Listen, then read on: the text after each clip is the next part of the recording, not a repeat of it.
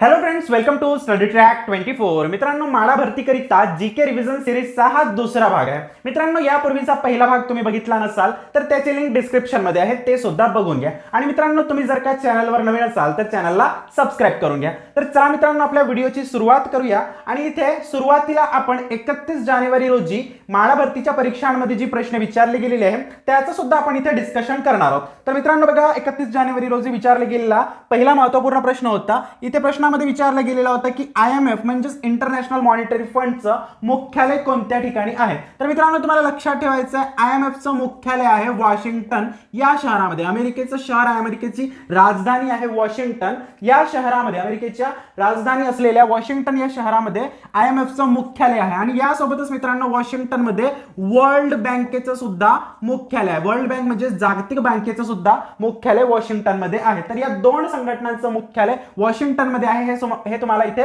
लक्षात ठेवायचं आहे. मित्रांनो, यानंतरच्या परीक्षांमध्ये तुम्हाला WHO म्हणजेच वर्ल्ड हेल्थ ऑर्गनायझेशन, WTO म्हणजेच वर्ल्ड ट्रेड ऑर्गनायझेशन आणि ILO म्हणजेच इंटरनॅशनल लेबर ऑर्गनायझेशन या संघटनांचं मुख्यालय विचारलं जाऊ शकतं. तर मित्रांनो, लक्षात ठेवा, WHO म्हणजे जागतिक आरोग्य संघटना, WTO म्हणजे जागतिक व्यापार संघटना आणि ILO म्हणजे जागतिक कामगार संघटना, या तिन्ही संघटनांचं जो मुख्यालय आहे तो जिनेवा या शहरामध्ये आहे. तर लक्षात ठेवा, WHO, WTO आणि ILOचं मुख्यालय कोणत्या शहरामध्ये आहे तर जिनेवा या शहरामध्ये आहे. यानंतर मित्रांनो, तुम्हाला आंतरराष्ट्रीय न्यायालयाचं सुद्धा मुख्यालय विचारलं जाऊ शकते. तर लक्षात ठेवा मित्रांनो, आंतरराष्ट्रीय न्यायालयाचं जो मुख्यालय आहे तो हेग या शहरामध्ये आहे. तर अशा पद्धतीने मित्रांनो, या संघटनांचं मुख्यालय तुम्हाला इथे लक्षात ठेवायचं आहे. त्यानंतर मित्रांनो, 31 जानेवारीच्या परीक्षेमध्ये हा प्रश्न विचारला गेलेला होता की मुस्लिम लीगची स्थापना केव्हा झाली आहे. तर मित्रांनो, लक्षात ठेवा, मुस्लिम लीगची स्थापना 30 डिसेंबर 1906 रोजी ढाका या ठिकाणी झालेली आहे. मुस्लिम लीगची स्थापना 30 डिसेंबर 1906 रोजी ढाका या ठिकाणी झालेली आहे. आणि मुस्लिम लीगचे संस्थापक आहेत नवाब सलीमुल्लाह खान. नवाब सलीमुल्लाह खान हे मुस्लिम लीगचे संस्थापक आहेत. आणि मुस्लिम लीगचे पहिले अध्यक्ष आहेत आगा खान. तर लक्षात ठेवा मित्रांनो, मुस्लिम लीगची स्थापना 30 डिसेंबर 1906 रोजी ढाका येथे झालेली आहे. त्याचे संस्थापक आहेत सलीमुल्लाह खान आणि मुस्लिम लीगचे पहिले अध्यक्ष आहेत आगा खान. त्यानंतरचा प्रश्न होता मित्रांनो, महाराष्ट्र विधानसभेच्या जागा किती आहेत. तर मित्रांनो, लक्षात ठेवा, महाराष्ट्र विधानसभेच्या जागा आहेत 288. यासोबतच मित्रांनो, तुम्हाला हे सुद्धा लक्षात ठेवायचं आहे, महाराष्ट्र विधान परिषदेच्या जागा आहेत 78. महाराष्ट्रामध्ये लोकसभेच्या जागा आहेत 48 आणि महाराष्ट्रामध्ये राज्यसभेच्या जागा आहेत 19. तर अशा पद्धतीने मित्रांनो, या सर्व जागा तुम्हाला इथे लक्षात ठेवायचं आहे. विधानसभेच्या जागा 288, विधान परिषदेच्या जागा 78, लोकसभेच्या जागा 48 आणि राज्यसभेच्या जागा आहेत 19. यानंतर मित्रांनो, अजून एक प्रश्न 31 जानेवारीच्या परीक्षेमध्ये विचारला गेलेला होता.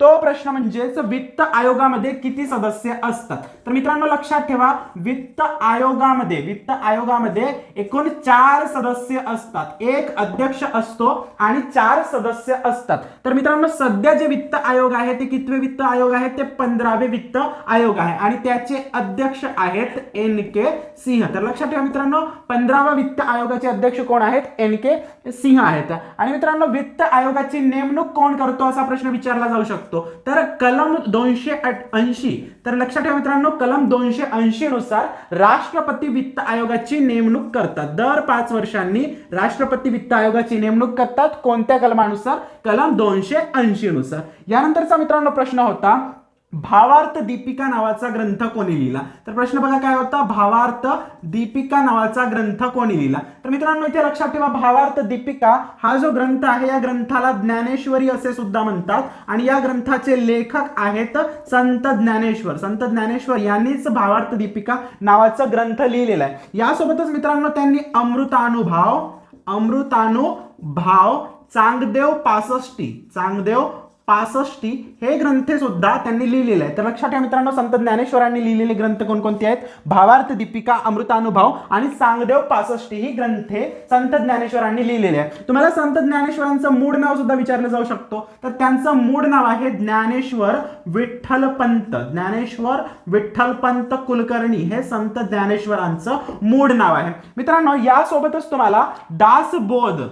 यासोबतच मित्रांनो तुम्हाला दासबोध आणि मनाचे श्लोक या ग्रंथांचे लेखक सुद्धा विचारले जाऊ शकतात. तर लक्षात ठेवा, दासबोध आणि मनाचे श्लोक या ग्रंथाचे लेखक आहेत समर्थ रामदास स्वामी. तर लक्षात ठेवा, समर्थ रामदास स्वामी कोणत्या ग्रंथांचे लेखक आहेत? दासबोध आणि मनाचे श्लोक या ग्रंथाचे ते लेखक आहेत. त्यानंतरचा मित्रांनो प्रश्न होता, महाराष्ट्रामध्ये मॅंगनीजचे साठे, महाराष्ट्रामध्ये मॅंगनीज या खनिजाचे साठे सर्वाधिक कोणत्या जिल्ह्यात आहे? तर मॅंगनीजचे सर्वाधिक साठे जे आहेत ते भंडारा जिल्ह्यात आहे आणि तेथील जो ठिकाण आहे तुमसर नावाचं ठिकाण आहे, या ठिकाणी मॅंगनीजचे सर्वात मोठे साठे आहे. महाराष्ट्रातील सर्वात मोठे साठे भंडारा जिल्ह्यातील तुमसर या ठिकाणी आहे. तर मित्रांनो, माडा भरतीच्या 31 जानेवारीच्या परीक्षेमध्ये महाराष्ट्राच्या भूगोलावर जास्तीत जास्त प्रश्न विचारले गेलेले होते. तर मित्रांनो, तुम्हाला महाराष्ट्राच्या भूगोलाची चांगली माहिती असायला पाहिजे. उदाहरणार्थ बघा, महाराष्ट्राचं क्षेत्रफळ तुम्हाला विचारलं जाऊ शकते. तर लक्षात ठेवा मित्रांनो, महाराष्ट्राचं जो क्षेत्रफळ आहे तो आहे 3,07,713 चौरस किलोमीटर. हे महाराष्ट्राचं क्षेत्रफळ आहे. महाराष्ट्राला 720 किलोमीटर लांबीचा समुद्र किनारा लाभलेला आहे. यानंतर मित्रांनो, महाराष्ट्रातील क्षेत्रफळानुसार सर्वात मोठा जिल्हा आहे अहमदनगर आणि क्षेत्रफळानुसार सर्वात लहान जिल्हा आहे मुंबई शहर. तर लक्षात ठेवा मित्रांनो, क्षेत्रफळानुसार महाराष्ट्रातील सर्वात मोठा जिल्हा अहमदनगर आहे आणि क्षेत्रफळानुसार महाराष्ट्रातील सर्वात लहान जिल्हा जो आहे तो मुंबई शहर आहे. यासोबतच मित्रांनो, तुम्हाला महाराष्ट्रातील सर्वात मोठी नदी कोणती हे सुद्धा लक्षात ठेवायचं आहे. तर महाराष्ट्रातील सर्वात मोठी नदी आहे गोदावरी नदी. गोदावरी नदीचा उगम महाराष्ट्रातील त्र्यंबकेश्वर म्हणजे नाशिक जिल्ह्यातील त्र्यंबकेश्वर या ठिकाणी गोदावरी नदीचा उगम झालेला आहे. गोदावरी नदीला वृद्ध गंगा किंवा दक्षिण भारताची गंगा किंवा दक्षिण गंगा या नावाने सुद्धा ओळखतात. मित्रांनो, तुम्ही हे लक्षात ठेवा, गोदावरी नदी जी आहे ती गंगा नदी खालोखाल भारतातील दुसऱ्या क्रमांकाची सर्वात मोठी नदी आहे. लक्षात ठेवा मित्रांनो, गंगा नदी खालोखाल भारतातील दुसऱ्या क्रमांकाची सर्वात मोठी नदी कोणती? तर गोदावरी नदी आहे. आणि मित्रांनो, ती पठारावरील सर्वात लांबीची नदी आहे. पठारावरील सर्वात लांबीची नदी कोणती? तर गोदावरी नदी. यानंतर मित्रांनो, तुम्हाला भीमा नदीचा उगम सुद्धा विचारला जाऊ शकतो. तर भीमा नदीचा उगम जो आहे तो भीमाशंकर या ठिकाणी आहे. पुण्यातील भीमाशंकर या ठिकाणी भीमा नदीचा उगम झालेला आहे. त्याच्यानंतर मित्रांनो, ही जी भीमा नदी आहे ती पंढरपूर येथे, भीमा नदी जी आहे ती पंढरपूर येथे चंद्रकोरी सारखा आकार तयार करते, चंद्रकोरीप्रमाणे आकार तयार करते. म्हणून पंढरपूरमध्ये भीमा नदीला चंद्रभागा या नावाने सुद्धा ओळखतात. तर लक्षात ठेवा मित्रांनो, पंढरपूरमध्ये भीमा नदीला कोणत्या नावाने ओळखतात? तर चंद्रभागा नदी या नावाने ओळखतात. त्यानंतर मित्रांनो, तुम्हाला कृष्णा नदीचा उगमस्थान विचारला जाऊ शकतो. तर कृष्णा नदीचा उगमस्थान आहे महाबळेश्वर येथील. कृष्णा नदीचा उगम कुठे झालेला आहे? महाबळेश्वर. कोणत्या जिल्ह्यात? सातारा जिल्ह्यातील महाबळेश्वर येथे कृष्णा नदीचा उगम झालेला आहे. आणि मित्रांनो, कृष्णा नदीच्या म्हणजे जे संगमावरील ठिकाण आहे ते तुम्हाला विचारले जाऊ शकते. तर लक्षात ठेवा मित्रांनो, कृष्णा आणि कोयना नदीचा जो संगम आहे तो कराड या ठिकाणी झालेला आहे. कृष्णा आणि कोयनेचा संगम कराड या ठिकाणी झालेला आहे आणि या संगमाला प्रीती संगम असे म्हणतात.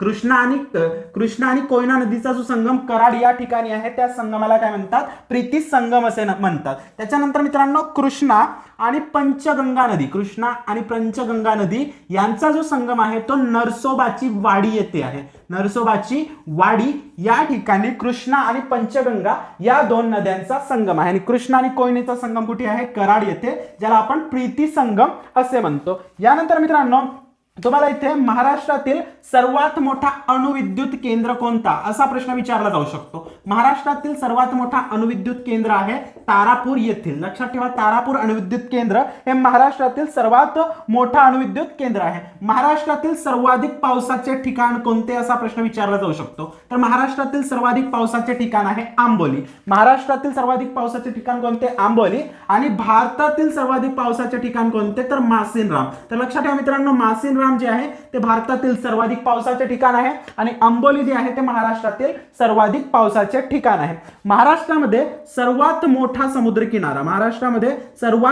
समुद्रकिनारा कोणत्या जिल्ह्यास लागलेला आहे असा प्रश्न विचारला जाऊ शकतो. तर महाराष्ट्रामध्ये सर्वात लांबीचा समुद्रकिनारा जो आहे तो रत्नागिरी जिल्ह्यास लागलेला आहे. महाराष्ट्रामध्ये सर्वात लांबीचा समुद्रकिनारा रत्नागिरी जिल्ह्यास लागून आहे आणि भारतामध्ये सर्वात लांबीचा समुद्रकिनारा गुजरात राज्यास आहे. तर लक्षात ठेवा मित्रांनो, महाराष्ट्रामध्ये सर्वात सर्वात लांबीचा समुद्र किनारा रत्नागिरी जिल्ह्यास आणि भारतामध्ये सर्वात लांबीचा समुद्र किनारा कोणत्या राज्याचा आहे तर गुजरात राज्याचा आहे. त्यानंतर मित्रांनो कोकण रेल्वे मार्गावरील सर्वाधिक लांबीचा बोगदा कोणता. कोकण रेल्वे मार्गावरील सर्वाधिक लांबीचा जो बोगदा आहे त्या बोगद्याचे नाव काय आहे तर करबुडे आहे. लक्षात ठेवा कोकण रेल्वे मार्गातील सर्वाधिक लांबीचा बोगदा आहे करबुडे. त्याच्यानंतर मित्रांनो तुम्हाला महाराष्ट्रातील पहिलं कृषी विद्यापीठ विचारलं जाऊ शकते. पहिलं कृषी विद्यापीठ तर लक्षात ठेवा मित्रांनो महाराष्ट्रातील पहिलं कृषी विद्यापीठ आहे राहुरी येथील महात्मा फुले कृषी विद्यापीठ. राहुरी येथील महात्मा फुले कृषी विद्यापीठ हे महाराष्ट्रातील पहिलं कृषी विद्यापीठ आहे.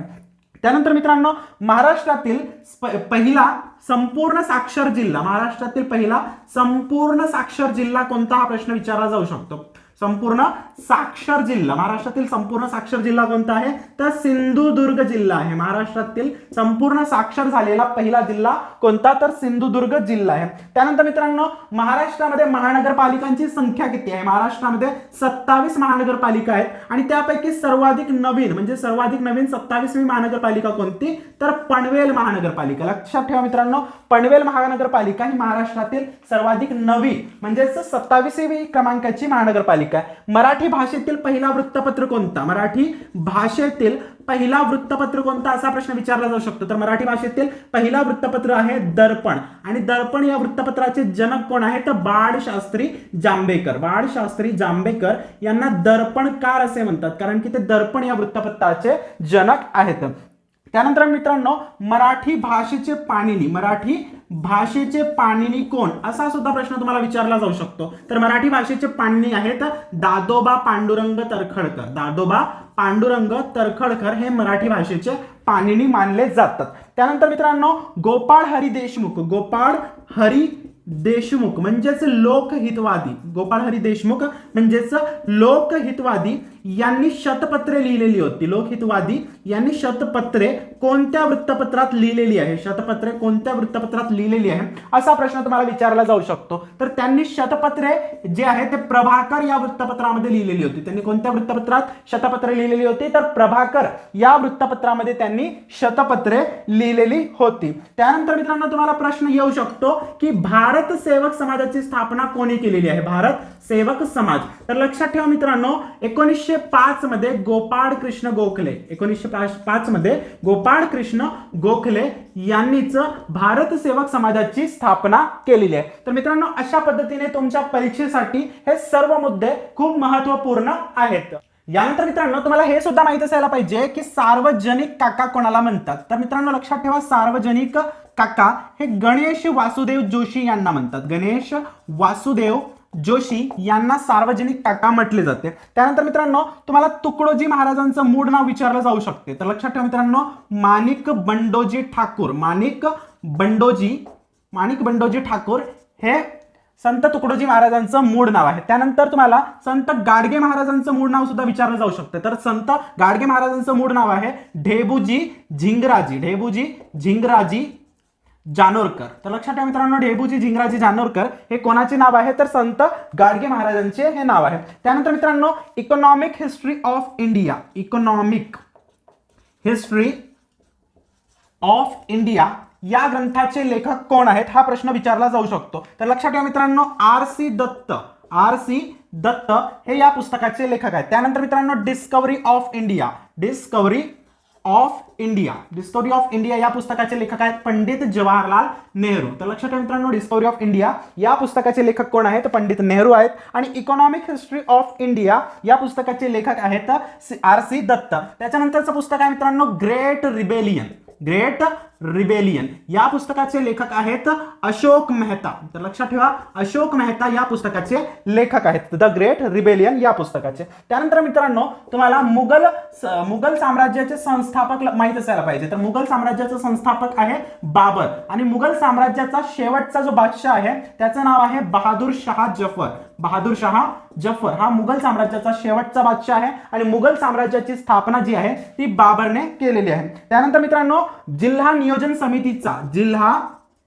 नियोजन समितीचा अध्यक्ष कोण असतो? तर मित्रांनो लक्षात ठेवा, जिल्हा नियोजन समितीचा जो अध्यक्ष आहे तो कोण असतो? पालकमंत्री असतो. पालकमंत्री हा जिल्हा नियोजन समितीचा अध्यक्ष असतो. त्यानंतर मित्रांनो घटना समितीची पहिली बैठक, घटना समितीची पहिली बैठक केव्हा झाली असा प्रश्न विचारला जाऊ शकतो. तर 9 डिसेंबर 1946, 9 डिसेंबर 1946 या दिवशी घटना समितीची पहिली बैठक झालेली आहे.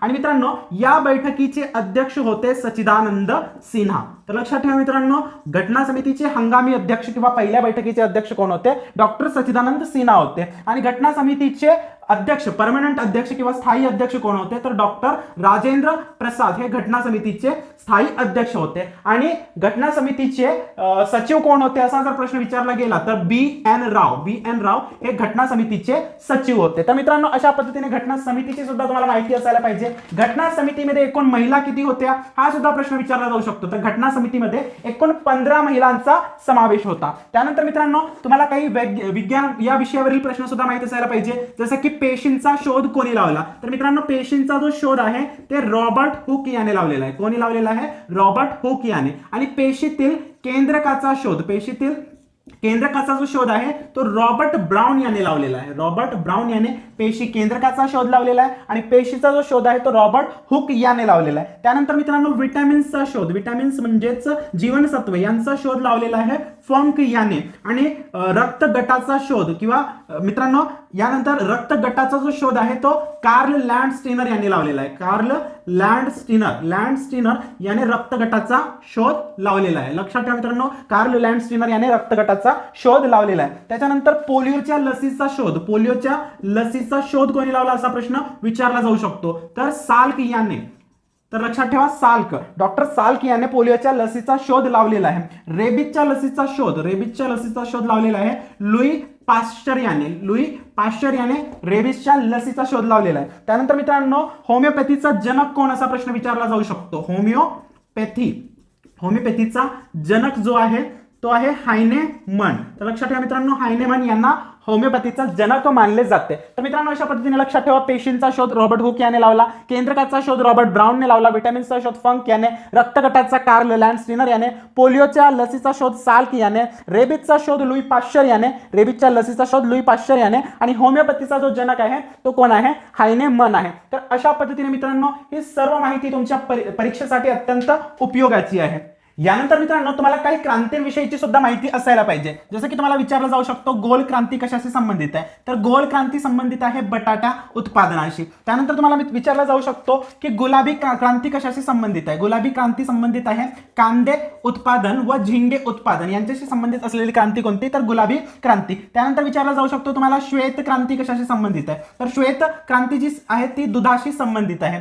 पिवळी क्रांती विचारली जाऊ शकते, पिवळी क्रांती. तर लक्षात ठेवा मित्रांनो पिवळी क्रांती जी आहे ती खाद्य तेलाशी संबंधित आहे. खाद्य तेलाशी संबंधित असलेली क्रांती कोणती? तर पिवळी क्रांती. त्याच्यानंतर मित्रांनो काळी क्रांती विचारली जाऊ शकते. काळी क्रांती जी आहे ती खनिज तेलाशी संबंधित आहे. खनिज तेलाशी संबंधित असलेली क्रांती कोणती? तर काळी क्रांती. त्याच्यानंतर निळी क्रांती सुद्धा विचारली जाऊ शकते. निळी क्रांती जी आहे ती मत्स्य उत्पादनाशी संबंधित आहे. मत्स्य उत्पादनाशी संबंधित असलेली क्रांती कोणती? तर निळी क्रांती आहे. तर अशा पद्धतीने मित्रांनो तुम्हाला या सगळ्या क्रांत्या सुद्धा माहीत असायला पाहिजे. त्यानंतर तुम्हाला हरित क्रांतीचा जनक सुद्धा विचारला जाऊ शकतो. तर मित्रांनो लक्षात ठेवा हरित क्रांतीचे जनक यांचे नाव आहे MS स्वामीनाथन. MS स्वामीनाथन हे हरित क्रांतीचे जनक आहेत. त्याच्यानंतर तुम्हाला दुग्ध क्रांतीचे जनक कोण असा प्रश्न विचारला जाऊ शकतो. तर मित्रांनो लक्षात ठेवा दुग्ध क्रांतीचे जनक आहेत वर्गीस कुरियन हे दुग्ध क्रांतीचे जनक आहेत. तर अशा पद्धतीने मित्रांनो या क्रांतीची माहिती तुम्हाला असायला पाहिजे. यानंतर मित्रांनो तुम्हाला रिझर्व्ह बँकेविषयीची सुद्धा माहिती असायला पाहिजे. बघा रिझर्व्ह बँक ऑफ इंडिया म्हणजेच RBI ची स्थापना केव्हा झाली हा प्रश्न तुम्हाला विचारला जाऊ शकतो. तर मित्रांनो लक्षात ठेवा RBI ची स्थापना जी आहे ती 1 एप्रिल 1935 रोजी झालेली आहे. आणि या RBI ची जी स्थापना आहे ती कोणत्या समितीच्या शिफारसीनुसार झालेली आहे असा सुद्धा प्रश्न विचारला जाऊ शकतो. तर मित्रांनो लक्षात ठेवा यंग हिल्टन समितीच्या शिफारसीनुसार RBI ची स्थापना झालेली आहे. आणि मित्रांनो RBI आरबीआयचं मुख्यालय कुठे आहे हा प्रश्न तुम्हाला विचारला जाऊ शकतो. तर आरबीआयचं मुख्यालय आहे मुंबईला. आरबीआयचे पहिले गव्हर्नर कोण असा प्रश्न विचारला जाऊ शकतो. तर ऑसबॉर्न स्मिथ. लक्षात ठेवा मित्रांनो, नाव ऑसबॉर्न स्मिथ हे आरबीआयचे पहिले गव्हर्नर आहेत, ऑसबॉर्न स्मिथ. आणि आरबीआयचे पहिले भारतीय गव्हर्नर कोण असा प्रश्न तुम्हाला विचारला जाऊ शकतो. तर सी डी देशमुख. तर सी डी देशमुख हे आरबीआयचे पहिले भारतीय गव्हर्नर आहे. बघा, सी डी देशमुख यांच्याबद्दल एक प्रश्न विचारला जाऊ शकतो. तो प्रश्न म्हणजे संयुक्त महाराष्ट्र चळवळीच्या समर्थनात आपल्या अर्थमंत्री पदाचा राजीनामा देणारे अर्थमंत्री कोण. तर लक्षात ठेवा मित्रांनो, संयुक्त महाराष्ट्र चळवळीच्या समर्थनात राजीनामा देणारे अर्थमंत्री आहेत सी डी देशमुख. तर अशा पद्धतीने ही सगळी माहिती तुम्हाला इथे असायला पाहिजे. त्यानंतर मित्रांनो, तुम्हाला हा प्रश्न विचारला जाऊ शकतो की दत्त महात्म्य नावाचा ग्रंथ कोणी लिहिला. तर लक्षात ठेवा मित्रांनो, वासुदेव बळवंत फडके.